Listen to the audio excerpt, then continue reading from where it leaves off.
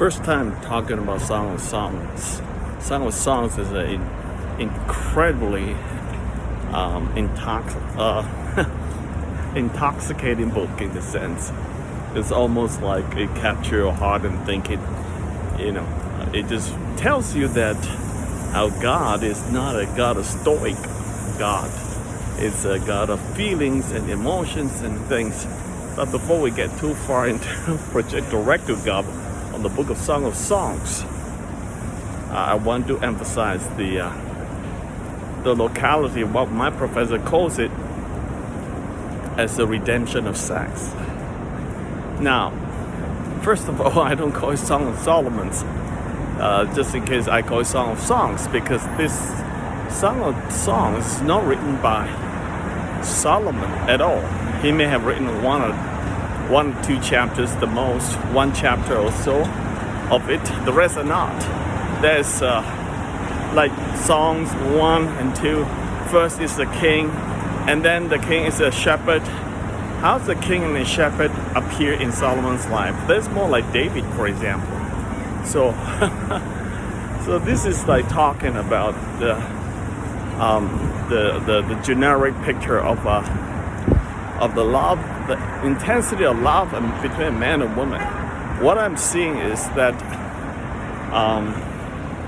Song of Songs, and let me get right to chapter 4, verse 8 says, "Come with me from Lebanon, my bride. Come with me from Lebanon. Come down from Mount Amana, from the peaks of Sinai and Hermon, where the lions of the dens and leopards live among the hills. You have captured my heart, my treasure, my bride. You hold it hostage with one glance of your eyes, with a single jewel of your necklace. Tell me about the chemistry between a man and a woman." You see, God goes to that extent to describe, to manifest that intense chemistry, this beautiful chemistry. Only God is given between the young man and the young woman. A woman, a young woman, a young man. Bride and a bridegroom in this sense eventually. It's a come with my bride. The entire language of Song of Songs is sexual, which ultimately speaks of the eventual consummation spiritually between Christ and the church. But now on earth, it is pointing towards a man and a woman. Now, for folks today not to understand this, a woman to seek after a woman, or a man after a man, this is going exactly against what Song of Songs is saying. You can't have the chemistry that is describing him, which is God-given.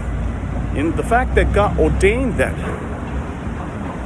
dynamics between a man and woman of such personal intricacy, details of sexual relationship, feelings, it is really amazing. It's not just sexual, emotion. See, you have captured my heart. You have captured my heart. I remember when I was, dating, my wife and I would go back to visit her almost every evening, after work, etc., when she's around in town. That's because she has captured my heart. There's something about man and woman, something that's drawn that nothing else can draw. It surpasses the family, the bonding of the immediate family. The saying that you found somebody you love, you want to bring her back to your mama's house. This is the reality because it's a treasure. It's a God-given beauty. It's not a trophy. But here it goes. You have captured my heart, my treasure, my bride. The woman is the man's bride and treasure. And the woman has so captured the man's heart. You see, you hold it hostage with one glance of your eyes. Oh my gosh, this is why I love New Living Translation. It brings up the new ones like no others can. Thanks to Professor Furtado in that sense. You hold it hostage with one glance. With one glance. Have you seen that in the movies? Maybe in the movie you've seen that. The girl just turned her eyes with one glance at you. You're like, you stop breathing for 1 second. That's what it's called. She holds you hostage with one glance of her eyes. You know, when you're deeply emotionally involved, you're loving a woman or you're loving a man, the chemistry is intense. You know, everything she says to you or he says to you, it's going to really matter a lot, especially. And that will build, this is God's design of building a relationship. Perhaps I can say 2 things about this. First, the dynamic relationship is God-given, is beautiful and precious, should be in the context of God's blessing between a man and a woman. Okay, clear. There's a lot more we can go into in the book of Song of Songs later on. But it is absolutely clear. It's between a man and a woman with one glance of her eyes to me, the man speaking. You have captured my heart. The man is speaking, my treasure, my bride. You hold it hostage. One glance, your love delights me. Your love delights me, my treasure, my bride. Your love is better than wine. Your perfume more fragrant than spices. Okay? Etc., etc. So, first is God is giving us the dynamics that only God can, only between a man and a woman. That's the first thing. And you should fulfill it.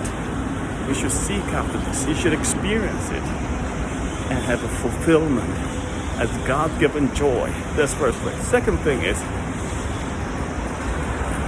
the intimate sex relationship between a man and a woman, in the sense of bride and bridegroom, should be celebrated, should be enjoyed to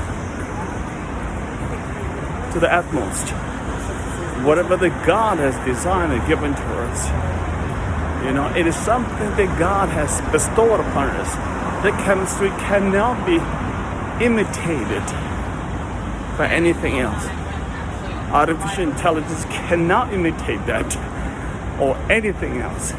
People have written long poems about this, poems on this, written stories and fairy tales and all kinds of things, all because of this one thing, because God has given us beautiful feelings that make man and woman to write about it, to soar with feelings, and they can write poems to illustrate it. And all this, where do they come from?